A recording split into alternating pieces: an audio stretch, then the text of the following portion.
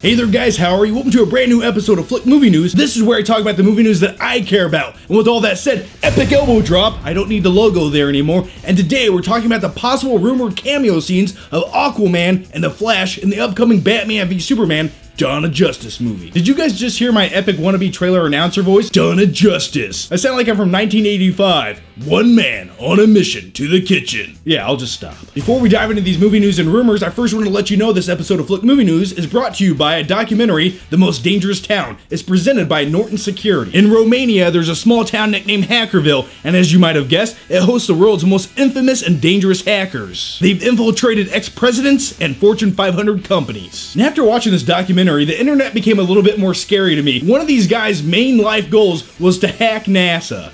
Yeah, scary stuff. The internet can be a glorious place. You come across weird people like me sometimes. And if you're going to explore on the internet, why not do it with a trusted software company, Norton Security? And by the way, if you guys want to check out this documentary, which I highly recommend you do, click the annotation right here on the screen or link down below in the description box. Now let's talk about the movie news. Now this report comes from Heroic Hollywood, and at some point in Dawn of Justice, Batman breaks into LexCorp facilities. He hacks into Luthor's computer mainframe and glimpses at Aquaman and the Flash on separate surveillance monitors. Now this report doesn't mention actor Ezra Miller by name, and when Batman looks at one of the monitors, he just sees a blur going across the screen. So will we actually see the actor or just some kind of digital effect going by the screen? And you're not really going to see any detail. It's just like, hey, there's a fast guy.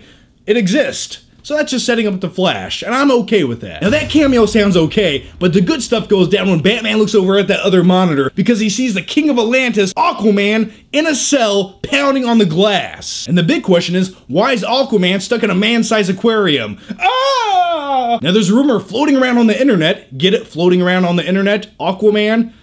It felt witty at the time, but now I just feel like I failed myself. Now, according to this rumor, which is just speculation at this point, but in my brain, it makes complete sense, you have the character Amanda Waller, who's the director of Suicide Squad, not the actual director of the movie, but she's pretty much the leader of the Suicide Squad. She's the one who controls everything that goes down, is capturing metahumans and putting them into a facility. And if you go by the DC comic book universe, this would make sense to tie everything in together, and I think that'd be a really interesting aspect. You have all these metahumans captured in a facility, and then you have the Suicide Squad happening in another movie, which could tie in a little bit more with other movies in the DC universe. I like how they're blending things together. It feels good. It's like a big ball of superhero justice, and you just want to squeeze it! And after you get that ball, you throw it at the wall. Now, as a Batman fanboy, I can't wait to see the possibility of Batman confronting the character Amanda Waller, because she wants to capture villains and use them for her own secret missions, and Batman's completely against that. So that confrontational scene, if it does go down, that would be really intense.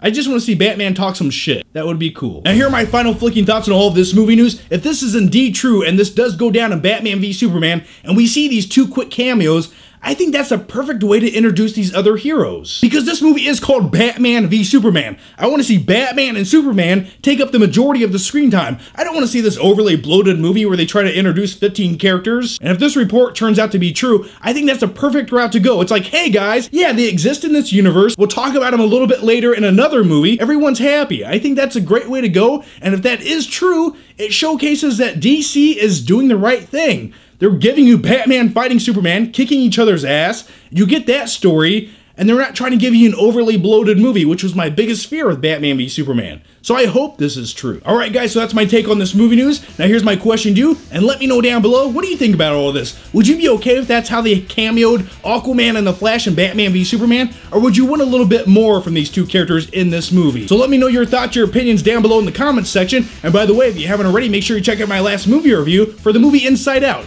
It's a glorious, fun-filled time, and it made me feel like a little kid again. So yeah, definitely check that video out. Thanks for watching, guys. And if you haven't subscribed, do so, and I'll see you next time.